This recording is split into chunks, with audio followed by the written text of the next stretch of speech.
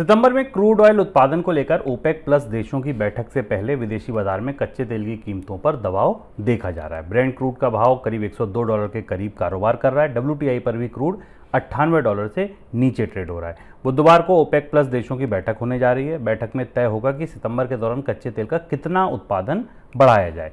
पिछले महीने अमेरिकी राष्ट्रपति जो बाइडेन ने सऊदी अरब का दौरा किया था और उस दौरे के बाद पहली बार ओपेक देश बैठकर तय करेंगे कि कच्चे तेल का उत्पादन कितना बढ़ाया जाए। सर, इस बैठक की रोशनी में कच्चे तेल का आउटलुक? मामूली उत्पादन में बढ़ोतरी की संभावना दिखाई दे रही। ओपेक देश शायद एक थोड़ी सी बढ़ोतरी सितंबर से कर सकें, लेकिन इसमें एक बड़ा कैच ये है कि सऊदी अरब इस बढ़ोतरी से पहले ही कच्चे तेल की कीमतों में बढ़ोतरी का संकेत दे चुका है, जो सबसे बड़ा प्रोड्यूसर है। और पिछली बार भी हमने देखा था कि ओपेक के देशों ने उत्पादन में बढ़ोतरी बनाए रखने के लिए कहा था और सऊदी अरब ने कीमतें बढ़ा दी थी। तो हमें देखना होगा कि सबसे ओपेक का जो सबसे महत्वपूर्ण प्लेयर है, जो सबसे बड़ा हिस्सेदार है ओपेक उत्पादन में, सऊदी अरब, वो कच्चे तेल की कीमतों में कितनी बढ़ोतरी करता है, क्योंकि अंतर्राष्ट्रीय बाजार में इसका असर हमें कीमतों पर दिखाई देगा। फिलहाल कीमतों पर दो दबाव बने हुए हैं। एक दबाव चीन पर, हमने इसमें चर्चा की कि चीन में अगर आर्थिक उत्पादन में गिरावट है, मंदी की संभावना अमेरिका और चीन में गहराती है, तो उसका असर कच्चे तेल की कीमतों पर दिखाई देगा, पहला दबाव। दूसरा है कि अमेरिका में चूंकि पिछले 2 साल के दौरान कोविड लॉकडाउन के दौरान तेल में निवेश नहीं हुआ था, तेल क्षेत्र में, वहाँ नया निवेश होने लगा है। जो ताज़े आंकड़े आ रहे हैं उसमें अमेरिका में करीब जो रिग काउंट है वहाँ की तेल कंपनियों का, वो लगातार बढ़ रहा है, यानी वो नए रिग्स लगा रही हैं और नया उत्पादन कर रही हैं।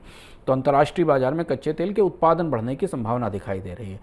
ये दो दबाव तेल की कीमतों को कम रखने की तरफ जाते हैं। और तीसरा महत्वपूर्ण ये कि क्या ओपेक के देश इस मंदी के बीच में कच्चे तेल की कीमतों को $100 से नीचे जाने देंगे, क्योंकि उनके बहुत सारे आकलन इस बात पर निर्भर हैं कि कच्चे तेल की कीमतें ऊपर बनी रहें। इस जद्दोजहद के बीच ओपेक की बैठक होगी, जिस पर पूरी दुनिया की निगाहें हैं, क्योंकि वहाँ से जो नतीजा निकलेगा वो भारत से लेकर चीन तक और पूरी दुनिया में लोगों की ज़िंदगी जीने की लागत और महंगाई को सीधे प्रभावित करेगा।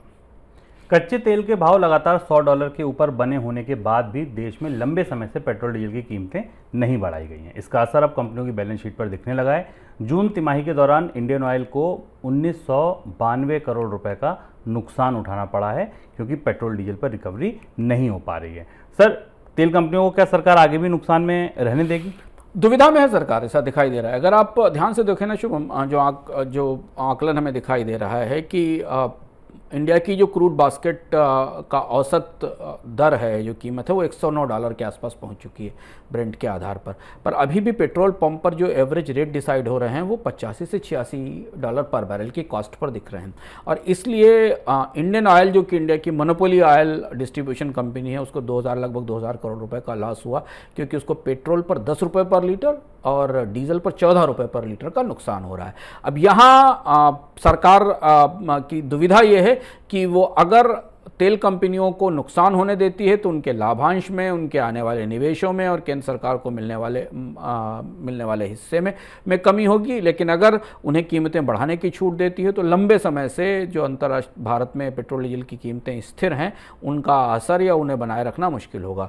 हालांकि सरकार का संकेत है, जैसे आज हम जब डिस्कस कर रहे हैं तो ATF की कीमतें 10 महीने बाद पहली बार घटी हैं। कॉमर्शियल सिलेंडर की कीमतों में, कॉमर्शियल LPG सिलेंडर की कीमत में कमी की गई है। लेकिन फिर भी पेट्रोल डीजल जो सबसे बड़ा हिस्सा है तेल कंपनियों के, उन्हें लेकर ये गुत्थी बराबर उलझी हुई है कि क्या तेल कंपनियां घाटा उठाती रहेंगी। और तेल कंपनियां अगर घाटा उठाएंगी तो फिर सरकार को लाभांश में भी कमी होगी। उम्मीदें की जा रही कि शायद मंदी के दबाव के कारण बाजार में कच्चे तेल की कीमतें नीचे आ जाएं और जो नुकसान है उसे रिकवरी के लिए कंपनियों को मौका मिल जाए। लेकिन बैलेंस शीट्स ब्लीड कर रही हैं तेल कंपनियों की, वो टूट रही हैं।